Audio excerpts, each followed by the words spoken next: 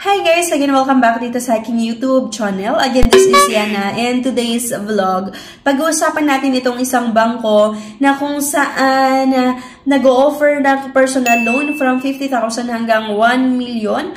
Meron nga din po itong 12 months hanggang 36 months na loan terms. So, ayan yung isa sa kinaganda nito. Kasi nga, nabibigyan tayo ng pagkakataon para mag-ipon ng ating pambayad din. At merong monthly add-on rate na nagre-range po ng 1.39 to 1.8%. Mababa rin po mga beshies yung interest nito kung compared natin dun sa mga ibang nagawan ko ng aking honest review, yung mga loan app, yung mga iba't ibang lending companies. So, isa sa mga nagustuhan ko sa pautangan na ito or sa bangko na ito, meron silang pre-approval in 5 minutes. So, diba at least magkakaroon ka ng idea na may pag-asa yung application ko kung sakaling mag-apply ako dito. Pero syempre, hindi ko sinasabi na kapag pre-approval yung loan application natin, talagang approve. Subject pa rin sa bank policy and approval ng bangko nga na ito. Ang Welcome Bank ay merong iba't ibang loan or iba't ibang klaseng loan na ino-offer. Meron po itong personal loan, merong salary loan, meron ding business loan,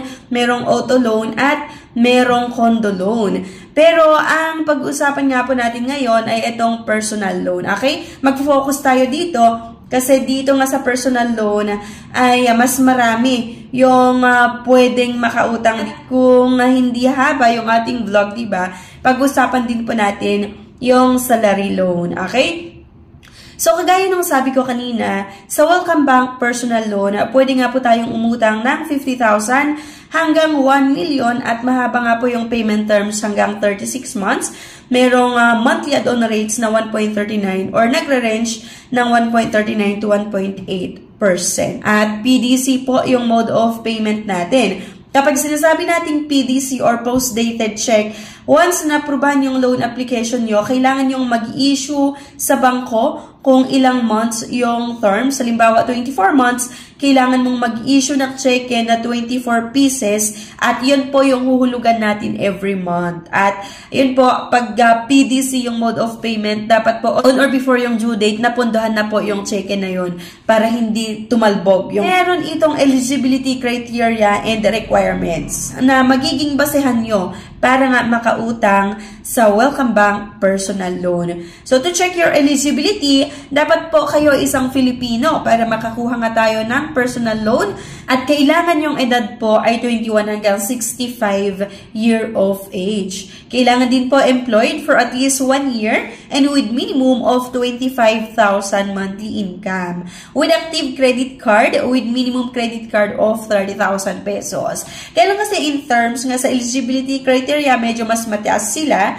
Dahil nga po yung monthly salary ay dapat 25,000. Pero I think same lang din doon sa ibang nagawa natin ng ating review or doon sa na-share ko sa inyo na bangko na nag-o-offer ng personal loan. And ayun nga po dito, kailangan meron tayong existing credit card na at least merong credit limit na 30,000. Pero yun nga po, ang isa sa mga nagustuhan ko talaga sa Welcome Bank personal loan ay meron itong pre-approval in 5 minutes agad-agad. So at least nagkakaroon ka ng pag-asa na possible na maaprubahan yung loan application mo. Pero sure, hindi ko sinasabi guys na once na approve yung loan application mo, talagang 100% na may pag-asa. Syempre, subject pa rin sa bank policy and approval. Kung sa tingin mo, pasok ka naman sa eligibility criteria, meron po tayong requirements na kailangang isubmit. Kasi nga po, kapag sinasabi nating personal loan, wala po itong guarantor at wala ding co-maker, walang collateral. Ang bangko na ito ay magbabase lang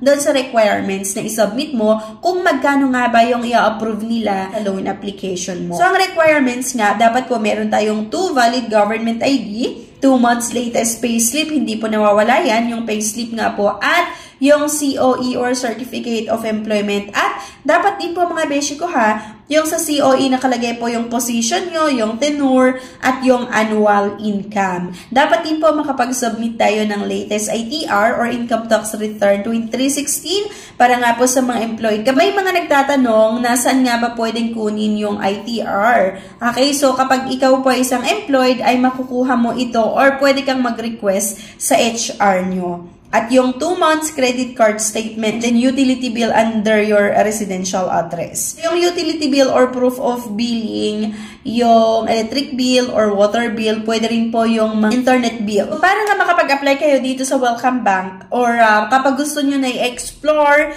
yung bangko na ito, ilalagay ko na lang din yung link sa description below at sa comment section. Pwede nyo i-click nga yung link na yon para i-explore yung iba't ibang loan na ino-offer ng Welcome Bank. And actually, sa pinakadulo, merong nakalagay na apply now. So, pwede mong i-click yon at mag-fill up dito. At meron namang tatawag sa inyo from the bank mismo kung ano nga ba yung status ng iyong loan application or ano nga ba yung susunod na process or susunod na gagawin mo para nga makapag-apply dito. Gaya nung sinabi ko kanina, papiyaw nating pag-usapan yung salary loan. So, itong salary loan nga po, most widely used loan product with minimum qualifications. Pwede kayong makautang ng 20,000 hanggang 500,000 at meron nga itong terms na 12 months, 24 hanggang 36 months at payment option pa rin ay PDC or post-dated check. So, to check your eligibility, dapat po Filipino citizen, at least 21 to 65 years old pa rin yung edad,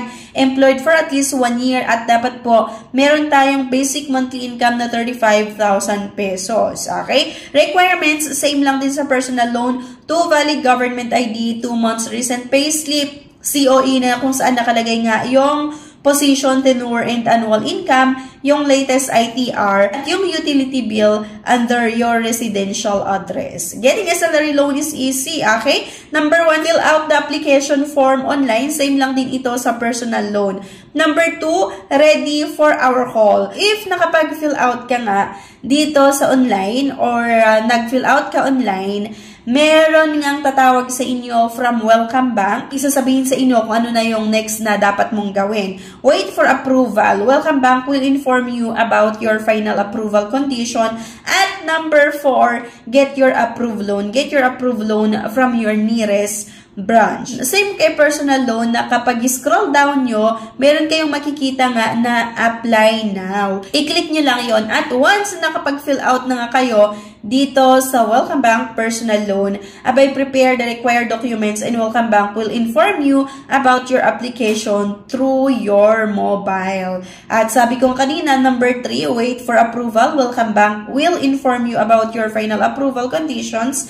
At number 4 nga po ay get your approved loan. Halimbawa naman, aprubahan yung loan application mo, tatawagan ka din naman ng officer ni Welcome Bank para i-inform ka kung saan ba yung nearest branch nila na malapit sa area mo para doon ka mag-claim ng loan proceeds. So, ganun lang kadali mga beshies mag-apply dito sa Welcome Bank. So, ang isa sa nagustuhan ko dito, meron nga itong pre-approval in 5 minutes at pwede po tayong mag-fill out online. Hindi kagaya ng mga ibang bangko, diba, na kailangan nating pumunta mismo sa branch nila para i-submit yung mga requirements and doon po tayo mag-fill out ng application form. Pero dito kay Welcome Bank, via online nga po yung pag-fill out natin doon sa application form. Ayan. So, napakadali lang umutang dito sa Welcome Bank. Kaya kung gusto mo na mag-try or kung gusto mo na explore itong bangko na ito, abay go ka na sa comment section at sa description below nga and i-click mo yung link na makikita mo doon para may explore mo pa